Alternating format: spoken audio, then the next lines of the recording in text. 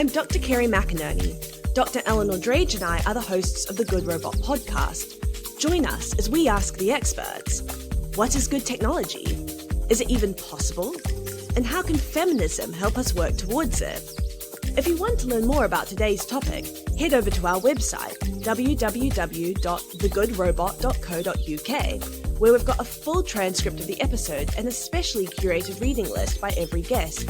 We love hearing from listeners, so feel free to tweet or email us, and we'd also so appreciate you leaving us a review on the podcast app. But until then, sit back, relax, and enjoy the episode.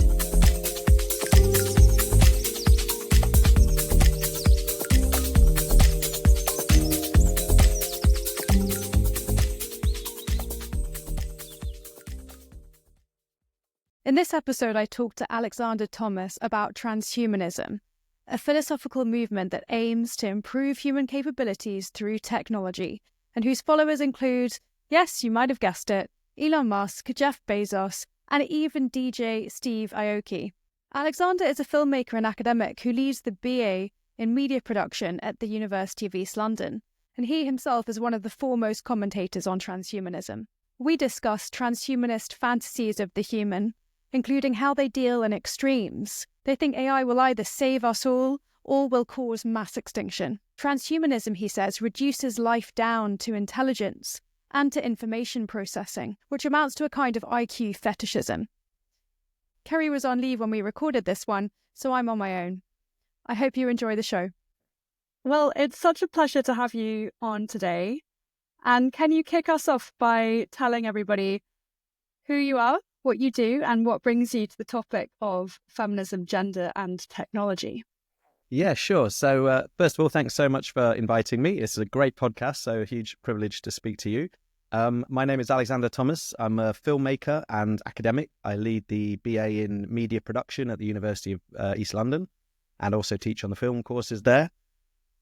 What brought me to these questions of technology and transhumanism, which we're going to talk about today, was my PhD, which was looking at the kind of political and ethical implications of transhumanist technologies emerging into the context of capitalism, essentially, advanced capitalism. So I was really thinking about both the way capitalism produces certain types of technologies and people, how that kind of informs our techno-human trajectory, but also how transhumanist aspirations and imaginations are kind of informed or reflective of that kind of capitalist thinking.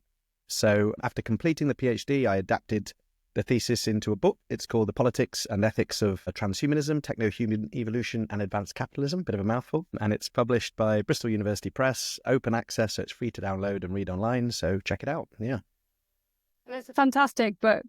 I really enjoyed having a flick through, and super important themes that I think are completely underexplored and are everywhere in the way that we see politicians and AI opinion leaders and big tech talking about technology today.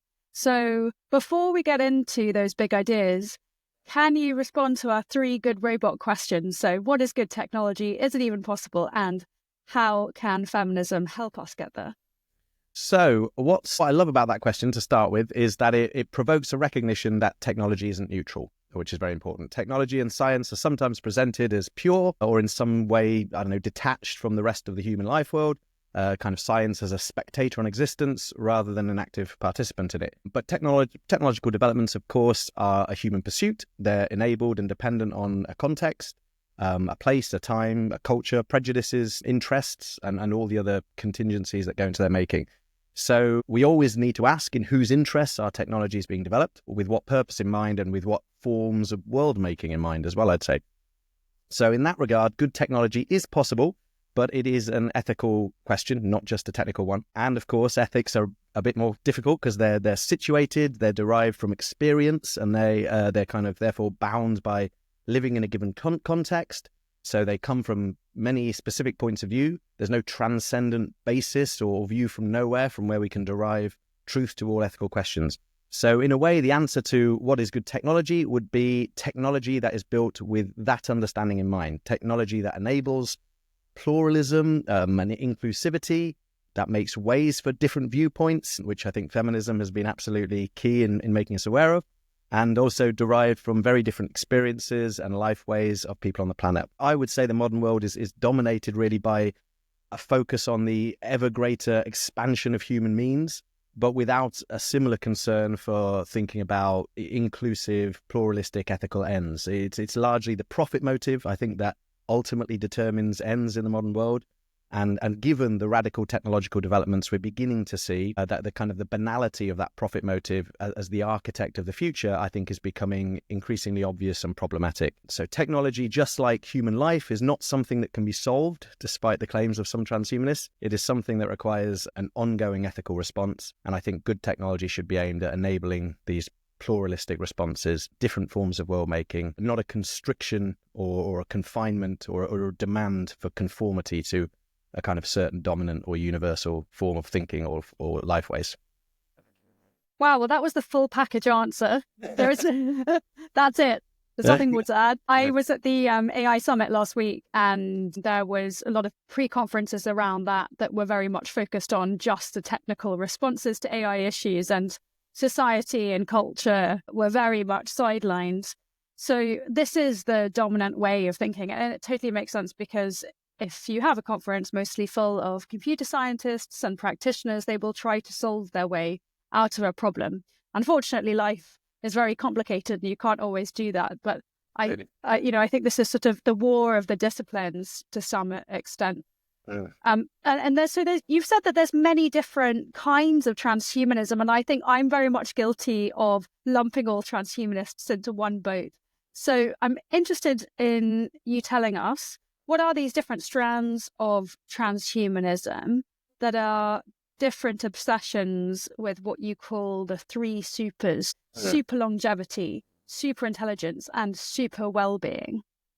Yeah. Okay. So, I mean, essentially, transhumanism is a philosophy, or maybe we should think of it as an ideology, really, that claims we should radically enhance the human condition using applied technoscience. So it's self-directed human evolution. And that can sound a bit abstract. So those three supers help us to think about, the concrete things they're talking about. So transhumanists would like us to potentially massively increase human lifespans, maybe live forever, or at least until we choose to stop living ourselves.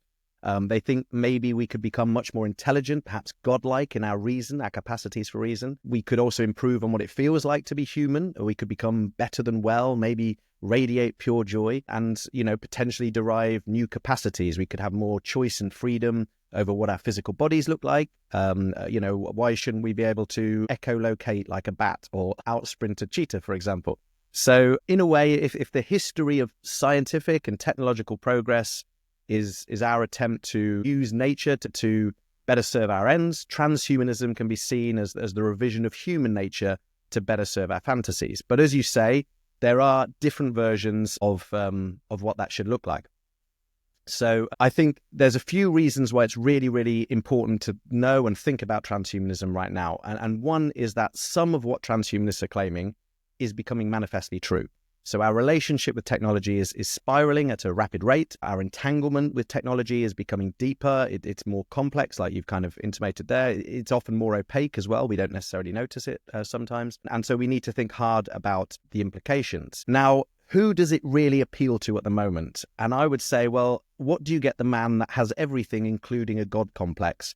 And the answer to that would be eternal life and omnipotence. So at the moment, transhumanism, more than any other group, I think it appeals to the tech billionaires of Silicon Valley. And for them, it justifies all sorts of horrors and injustices of the modern world. And, it allows the problems that, perhaps their own view of the world and what they're doing kind of help to create. It gives them a narrative that says they're actually they're on the verge of leading humanity to untold levels of value. So super intelligent AI, post-biological consciousness, living limitless timescales, colonizing space. So it is the scale of that imagination and possibility of transhumanism that tends to dwarf modern problems and injustices. So that's who I think more than anybody else loves it nowadays. But it is worth noting, as you've said, that there are many disagreements between transhumanists and different views of what our kind of techno-human evolution could and maybe should look like. Transhumanists are definitely not completely uniform. There are libertarian transhumanists. There's actually socialist transhumanists. There's religious transhumanists, which seems like it would be a kind of, contradiction in terms in some ways if you think of transhumanism as this kind of post-Enlightenment idea. And there are transhumanists who argue that we should remain a biological species, and there are others that think we should actually replace humans with a kind of mind children, they call them, intellectually superior digital beings, or that we might be able to transfer our consciousness and become the digital being ourselves in some way. So there are lots of different types of transhumanism. And despite, I think, it being predominantly white male and people that love gadgets and technology generally, it would be wrong to suggest they're all like that. But for me, I think the Silicon Valley libertarian inflected version of the philosophy is becoming by far the most relevant and certainly, I think, the most dangerous form of the philosophy. And in terms of who, maybe contests the philosophy or argues against it, traditionally, I think it has been a group that you could call the bioconservatives. And what they're arguing for really is advocating kind of keeping the integrity of the modern human. And I think this is quite a misguided critique, because we've always actually developed alongside our technologies. We're always changing and becoming something new. Life itself is process. So I think clinging on to some kind of imaginary essentialist quality of the human, I think, is quite misguided. And instead, I think we need to ask those ethical questions that we mentioned before, questions of power, ecology, complexity, pluralism, inclusiveness. And that is what we should use to critique these kind of fantasies of modern transhumanists, because they do tend to serve the narcissistic and kind of beliefs of economic and technological elites. So narcissistic. I mean, the epitome of superficiality.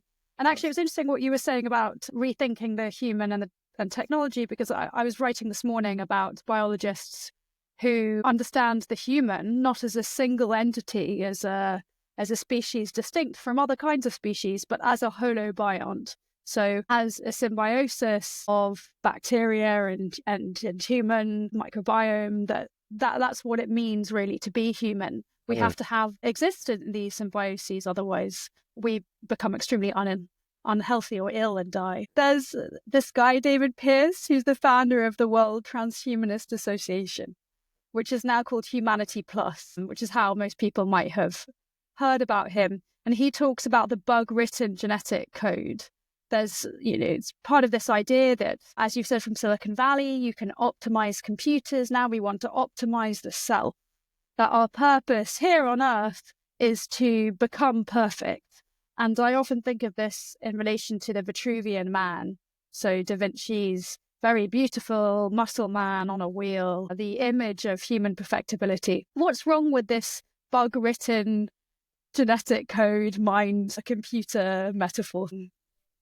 Yeah, very, very good question. So I think it's important to think of transhumanism not just as a story about technological progress, but very much a story about what it means to be human. So they conceive of being human as it's a kind of project of self-transcendence. It's the denial of limitations and never-ending progress to ever greater power and control over nature and the self. So the mathematician John von Neumann famously said, all stable processes we shall predict and all unstable processes we shall control. And I think that idea has definitely inspired a great deal of transhumanist thought. Actually, cybernetics was really influential in kind of allowing this type of thinking to come about, really, where the human mind is conceived, along with everything else, as just an information processor. So if information is conceptualized as potentially separate from the material world in some way, then intelligence becomes this kind of magical force that allows us to process information more efficiently or more in line with whatever our desires are. So all of life can then become a question of just increasingly potent intelligence controlling information effectively. DNA becomes just the code of life, and it becomes readable like a book and therefore editable. So, and therefore it's, tractable to our will, to human will, or more generally kind of intelligent intervention of all kinds. So the metaphor of life as a book, I think it characterizes life as knowable, and especially to those scientists and technologists who understand and speak that language. And that kind of promotes a Promethean urge, I think, that we can not just understand life, but write it anew. So that's why it's so freeing for the transhumanist imaginary, really. And transhumanist discourse is absolutely full of language talking about humans in machinic and computer-like terms. So humans are suboptimal systems, and they're, as you say, bug-ridden. They're a bug-ridden code, you know? So these metaphors are really appealing to transhumanists, I think, because they enable the fantasies about limitlessness and of resources and time. Everything can be quantifiable, readable, and therefore the complex intra-relational kind of aspects of reality, which in truth defy reductionism when they're understood fully, these are simply removed from consideration. And in doing so, questions of meaning disappear too. If everything is just intelligence and information processing, even being human becomes something that can just be transferred to the digital realm. The questions of meaning disappear. You know, what does it mean to be human is just not a relevant question anymore. So of course, you know, in reality, the material world does matter. There is not an information material binary separation. So life isn't just code, and you can't escape the ethicality and questions of meaning by pretending everything is a computer. But it is very appealing, especially if you happen to be a programmer or something, or you're good at code, then it's a very appealing fantasy, I think. Oh yeah, they're doing their damnedest to pull the wool over their eyes and escape from the fact that we are compost, as Donna Haraway puts it. Absolutely. When you talk about optimization, and this is the big critique of the transhumanist movement, or movements, plural, you've suggested, it seems that it's always just a hop and a skip away from eugenics and dysgenics, population hierarchies. Its fundamentals, really, ableism and colonialism and even genocidal ideas. Do you think that that's strictly true? Do you think that there can be a transhumanist movement that is devoid of those symptoms? Or symptoms is completely the wrong word, the underlying causes? I think that is a really important question. I mean, my take on that would be, I'm not sure that transhumanism is necessarily the best starting point for such a perspective, because it begins with the technological rather than the ethical, and it also starts with this impulse of the individual as well, which I think is problematic. So I think it's useful to imagine positive and optimistic techno-human futures, but that would need to include thinking about ecology, systems, embeddedness, relationality, solidarity, and, you know, actually resisting the urge to try and conquer everything, but instead maybe to coexist and think about questions of flourishing together, for example. So I'm not sure such a perspective would ever be transhumanist per se, but it could very well leave open certain possibilities that many transhumanists envision. So I do think we do need, you know, positive techno-optimistic imaginaries, but definitely not techno-triumphalism. And, you know, we need to think about positive, inspiring futures that could emerge from ethical conceptualizations of what it could and should mean to be human. And that can include technological possibilities for sure, I think. Personally, I think critical post-humanism, offers some wonderful insights and ways to think about these questions of ongoing techno-human relations. Rosie Braidotti, who I believe was one of your guests. So, you know, she says post-humanist thinkers are bonded by the compassionate acknowledgement of their interdependence with multiple human and non-human others. And that's a good way to think about things. She states that we are all in this together as the ethical formula par excellence. So I think that's a much better starting point for alternative thinking about the future.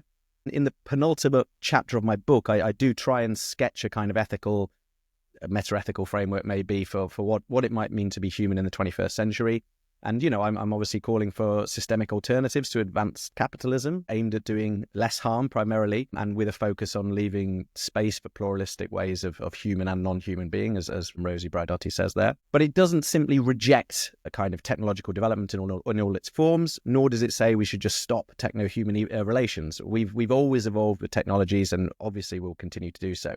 But it does need a reassertion of values. And, you know, as you were saying earlier, you know, philosophy, the humanities, the arts, along with non-Western perspectives of human meaning, I think need to play a much more prevalent role in our culture. And that might allow us to challenge the dominance and pervasive power of a few to accumulate endless capital and escape with all the spoils of technological development, while at the same time just neglecting responsibility for the social and environmental damage they're causing. So, I think, you know, probably transhumanism is not the right framework to develop these alternatives, but there are certain aspects of transhumanism that are very much interesting. And obviously one thing that transhumanists do that's really positive is really engage with the radical technological powers we are suddenly beginning to amass, even though they use it sometimes in hyperbolic ways. I think just that engagement with these questions is really useful and really important. But I do think we need different starting points. That's very generous of you. You know, we don't just do critique here, we can also be nice. What about reason and rationality? Because often transhumanism and existential risk it leaves you with a distaste for reason, which is unfair because we have such a long, rich history of thinking about reason in philosophy. So can we redeem those two aspects of thinking about how we go about thinking? Yeah, no, that's a really good question. I mean, I think Adorno is really useful for thinking through those things. I draw on Adorno in my ethical framework as well, thinking about the need to kind of critique reason as you do it, the potential for all reason to dominate and so on. So I think that's really important. But I think it's also worth thinking about what reason currently does, and it's linked to some of the things we were mentioning again earlier, the idea that the human can be knowable, measurable, controllable, etc., and is an individual. And I think those kind of forms of reason are becoming increasingly problematic. And in that regard, actually, transhumanism and capitalism, which is central to my book, it's those two things together. They've got a lot in common. They share a lot of they help reflect and bolster each other, I think. And they take kind of complementary, objectifying stances towards the human, I think. So for example, with capitalism, obviously for anything to be turned into capital, it needs a calculable value. It needs an exchange value. And that means that totally different things, incomparable things, are forced into a kind of system of equivalence. And so everything now exists in a manufactured reality with an imagined price tag and becomes an object in that way. And that's true of people too. We're objectified by the role we play in the system. But also our very being becomes objectified and made available, made as something that can be exploited by capital, essentially. So our data, our genes, our desires, all of those things are abstracted into products and used for profit making. And that objectification is also obviously necessary for transhumanism, because the human is the object, the raw material on which we get to kind of design this post-human future. Capitalism as well is dependent on growth, which is also constantly measured. So the possibility of endless growth on a finite planet is dependent on a notion of something like perpetual progress. And of course, progress, growth, conquering new frontiers, these forms of reason, I think, whether that's outward into space or inward into the secret codes of human being, that's all integral to transhumanist thought as well. And you know, I mentioned the notion of the individual.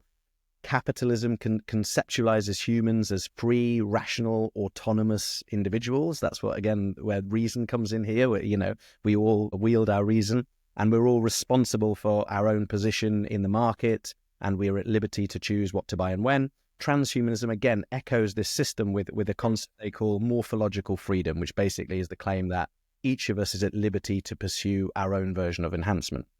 So for capitalism and transhumanism, we're essentially entrepreneurs of the self, applying our own reason on ourselves. But that doesn't account for power relations, including those relating to markets and market power. The truth is we're not all free in such a system. So, and you know, finally, another facet of capitalism and transhumanism together points towards a kind of dehumanization, which again comes from, I think, reason. It's, you know, it's reason leading to dehumanization, which Adorno's philosophy is useful because it constantly acknowledges that potential within reason and then looks for a different way out. So capitalism as a system, as Saskia Sassen, I think, suggests, it kind of depends upon and creates concentrations of wealth and at the same time expulsions, kicking people out of that kind of bubble of capitalist relations. And in a transhumanist context, that could mean something much more extreme. So transhumanist Steve Fuller, for example, calls for the construction of a new republic of humanity, he calls it. And that would be exclusively for entities that should have or should be regarded as having political rights. And animals could enter into that system and machines could, as could humans, but all of them, as well as being able to gain entry, can be expelled based on their use to the system.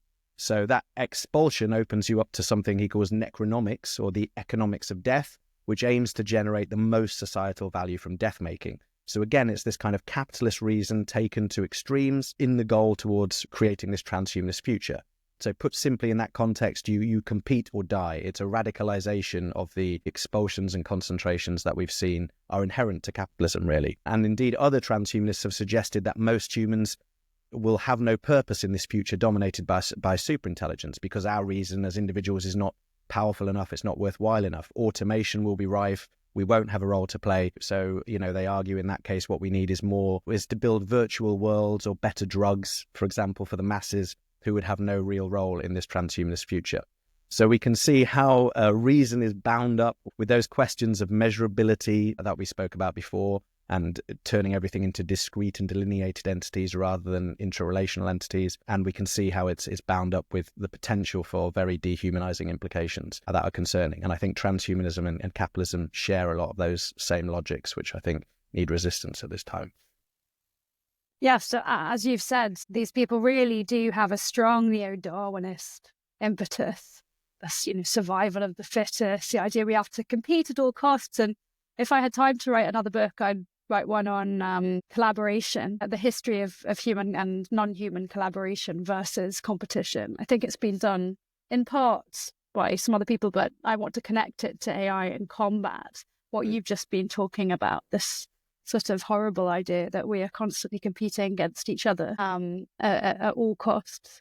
You've talked a little bit about the apocalypse and the apocalyptic narratives. There's obviously something very messianic about this idea that, there will be to come a judgment day, an apocalypse, a singularity, and we have to be ready. And I've always found it really fascinating how Judeo-Christian narratives are so central to the transhumanist ideology. They've called it, the territory of the frontier, and this is reflected in AI terminology. We have, frontier models, and also the empire to end all empires. So it's very colonial as the way that they're talking about the likelihood of a singularity. There's a link here to utilitarianism, and you've explored that a little bit through the desire to calculate, this impetus to plot out exactly how it's all going to happen, even though it's very hypothetical. And I'm not going to read out all the estimates on the likelihood of us surviving because they're so silly and they're so literally throwing numbers into the air. But you cite in your book Lord Martin Rees's 50-50 estimate of human survival, of the post-singularity, as a kind of shrug, a flip of the coin. So can you just summarize for us the relationship between transhumanism and apocalypse? Yeah. Again, really good question. And again, for me, this gets to another reason I think it's really important to think about transhumanism right now. And that is that we are actually enmeshed in multiple ongoing crises. So, the climate crisis is deepening at an alarming rate, and that's bound up with other spiraling environmental catastrophes. We've got entrenched political instability all over the world now. Democratic politics are becoming more and more endangered. We've got increasing levels of polarity and less confidence in a shared reality. And in part, that's due to the very technologies we're talking about here, a kind of new complex media ecology, if you like. And of course, economic precarity is on the rise. Levels of poverty are on the rise. The spectre of nuclear war has returned. Wars and genocides increasingly prominent in the news cycle. And of course, AI itself signals novel technological threats too. So these factors are creating a sense of epochal anxiety, really. And indeed, apocalypse is the lived reality for many people around the globe right now, and its imminent threat is more and more relevant for more and more people. So all of these crises might suggest to us that our current lifeways are not a suitable way to ensure a continued existence on planet Earth. But transhumanism, again, is a story that comes along and just says, keep going. Keep your foot in the accelerator. There's a progress explosion just around the corner. You can have radical abundance, immortality, digital consciousness, superintelligence, all there for the taking if we just keep on going. So that's a really, really useful story for some people who might not want to think more deeply about the roots of these multiple crises in which we're enmeshed. So it's, again, no surprise that transhumanism is becoming a kind of salvific bedtime story for big tech billionaires. Sam Altman, Elon Musk, Jeff Bezos, all of them really. The language they use and the ideas they perpetuate are transhumanist narratives in this context of a kind of apocalypse for many people. But apocalyptic thinking is actually also extremely useful to those people because it offers extremes of possibility. So on the one hand, we are about to explode into a radical kind of world of radical abundance and immortality. And on the other hand, if we get it wrong, we're all going to die. So questions of existential risk have become one of the main pillars of transhumanist thought. They're very keen to tell us, for example, that misaligned superintelligent AI would destroy planet Earth. So that way, these technologies they're developing offer not only the world's biggest stick, but also the world's biggest carrot. They've got both of them on hand there to hit us with. So what we've seen in recent months, in fact, is this kind of oligarchic techno gang. They've aligned themselves, obviously, with Trump's MAGA project, and that's raising the specter of a new techno-authoritarianism. And Gil Duran has dubbed this the Nerd Reich, which I think is quite quite a funny framing. And there's three particular strands of this political imagination, which I think are really worth thinking about, because they're nourished by this kind of transhumanist ideology. And these can be summarized as hierarchy, exit, and scale, which is, I think, quite a fitting acronym because it's HEES, which is, maybe suggests the influence of patriarchal capitalism here. So I'll start with scale. So Nick Bostrom, who's, maybe the most influential transhumanist philosopher of the 21st century, he helped to create this kind of transhumanist offshoot called long-termism. And it's proved extremely appealing to Silicon Valley billionaires because it places these elites of scientific and technological progress as the main characters in the most important moment in history. So Toby Ord, who's a long-termist as well, he wrote a book called The Precipice. So again, it's emphasizing that we are teetering on the edge of salvation or destruction. And long-termism is all about the use of scale to create a disorienting ethical perspective. So if we can imagine the future to be vast and glorious or limitless even in potential value, it can be made to outweigh any current injustices or social problems. And Bostrom claims that 10 to the 29 potential human lives are wasted every second that we are not colonizing the Virgo supercluster with computer-generated minds of human equivalents. So these trillions and trillions and trillions of digital consciousnesses vastly outweigh the interests of a few billion humans alive today if you use that utilitarian ethical perspective of long-termism. So climate crises, genocides, wars, all minor episodes, as long as some survive and pass on the baton of our technological expertise. And of course, it is these techno-barons of Silicon Valley who are these very important people holding on to that baton. So the vast and glorious future or extinction is in their hands in this framing.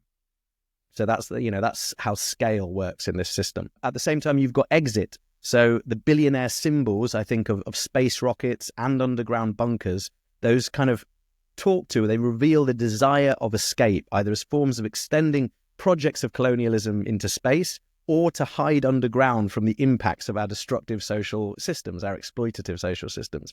So we can see the desire to claim all the spoils of capital accumulation and technological development without the need to deal with the social and environmental catastrophes left behind.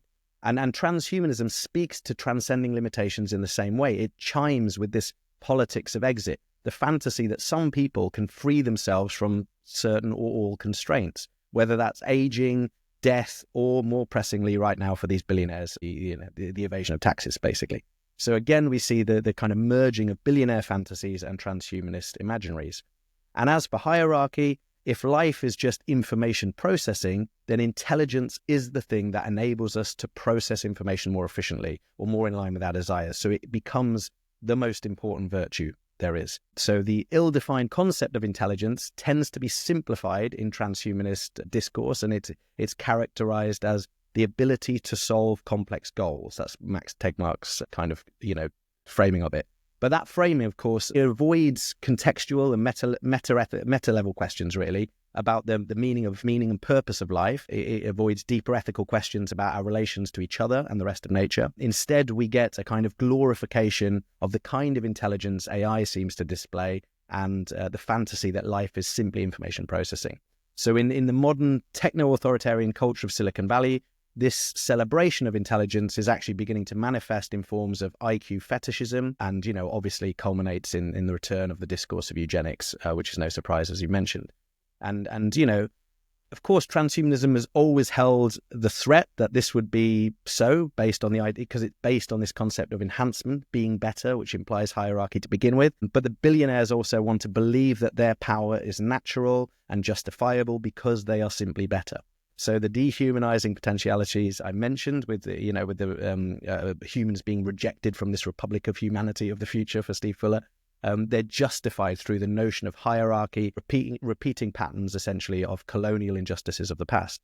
So unfortunately, I fear this kind of techno-authoritarianism is far more likely to accelerate any apocalypse than save us from it. But I think in general, apocalyptic thinking is more effective at inspiring kind of nationalistic, resentful, zero-sum and fear-based politics than the kind of solidaristic and compassionate imaginations that I think we need. So you can see why it is part of this framing of transhumanism, and especially the kind of techno-authoritarian transhumanism that we're starting to see. Alex, thank you so much. You have given us plenty to roll our eyes about. And I highly recommend your book to all listeners. It's really comprehensive. It has all the best ideas and thoughts on this topic and in its broader implications. Thanks very much. Thank you. Cheers, Eleanor. Thanks a lot.